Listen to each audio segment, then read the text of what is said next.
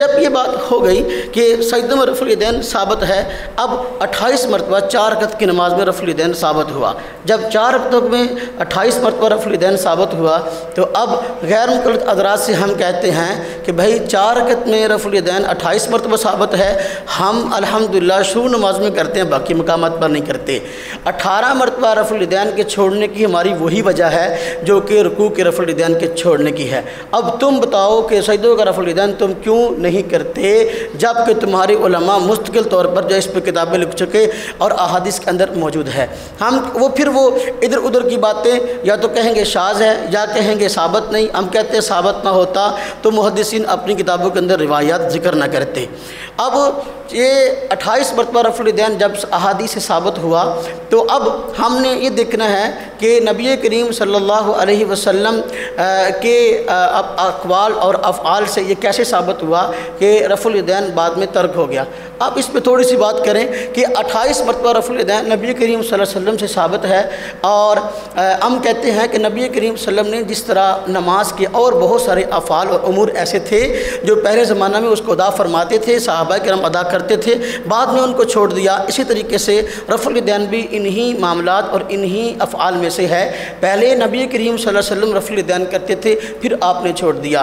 جس طرح آپ نے رکوع کا رفع الیدین چھوڑ دیا، اس طرح سجدے کا رفع الیدین بھی چھوڑ دیا۔ تو چونکہ آپ نے رکوع کا بھی چھوڑ دیا، سجدے کا رفع الیدین بھی چھوڑ دیا، اب جو ہے ہم کہتے ہیں کہ جب آپ نے چھوڑ دیا شروع نماز کا باقی رہا، اس لیے ہم اس پہ عمل کرتے ہیں۔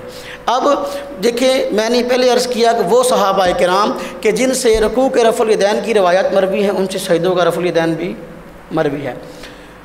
اچھا، دوسری بات عرض کروں کہ یہی صحابہ کرام کہ جن سے رکوع کے رفع الیدین کی روایات مروی ہیں، سجدے کے رفع الیدین کی روایات مروی ہیں، ان سے ترک کی روایات بھی مروی ہیں۔ ہم الحمدللہ احادیث کو ماننے والے لوگ ہیں، ہماری ایک آنکھ نہیں، اللہ پاک نے ہمیں 2 آنکھیں عطا کی ہیں۔ جو کانا ہوتا ہے نا، اس کو ایک آنکھ سے نظر آتا ہے، دوسری آنکھ سے نہیں دیکھتا۔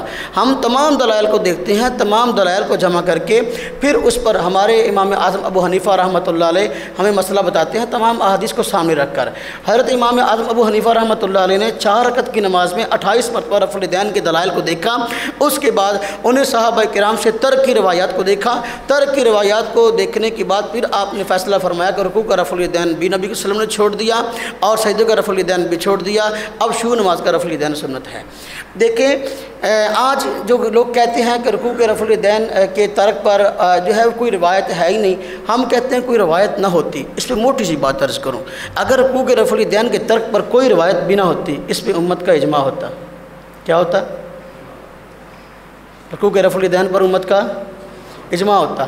اس پہ ایک حوالہ پیش کریں کہ رکوع کے رفع الیدین پر امت کا اجماع ہو۔ یہ میرے ہاتھ میں کتاب ہے، کتاب الاجماع، امام منذر رحمۃ اللہ علیہ کی، اور اس کو ترجمہ کے ساتھ شاید غیر مقلد حضرات نے کیا، افضل عصری صاحب انہوں نے نظر ثانی کیا، ابو القاسم عبدالعظیم اس نے ترجمہ کیا ہے۔ اس کتاب کے اندر خود صفحہ نمبر 25 پر یہ امت مسلمہ کے اجماعی مسائل نقل کیے گئے ہیں۔ صفحہ نمبر 25 پر اجماع نقل کیا گیا شروع نماز کے رفع الیدین کا، یہ ہے، کہتے ہیں اجماع ہے کہ نبی کریم صلی اللہ علیہ وسلم نماز شروع کرتے وقت رفع الیدین کیا کرتے تھے۔ اجماع ہے کہ نبی کریم صلی اللہ علیہ وسلم شروع نماز کے وقت رفع الیدین کیا کرتے تھے۔ اب دیکھیں، ہم نے جو رفع الیدین ہم کرتے ہیں اس پہ ہم نے اجماع دکھا دیا، اور کتاب بھی وہ، مصنف بھی وہ جو تمہیں تسلیم ہے، ترجمہ بھی تم نے اس کا کیا ہے۔ اب تم جو ہے کسی امام سے، کسی محدث سے یہ بات ثابت کرو کہ اس بات پہ اجماع ہے کہ رکوع کا رفع الیدین جو ہے وہ نبی کریم صلی اللہ علیہ وسلم سے جو ہے ثابت ہے، اس کے ترک پر کوئی روایت موجود نہیں ہے، اس پہ اجماع دکھاؤ۔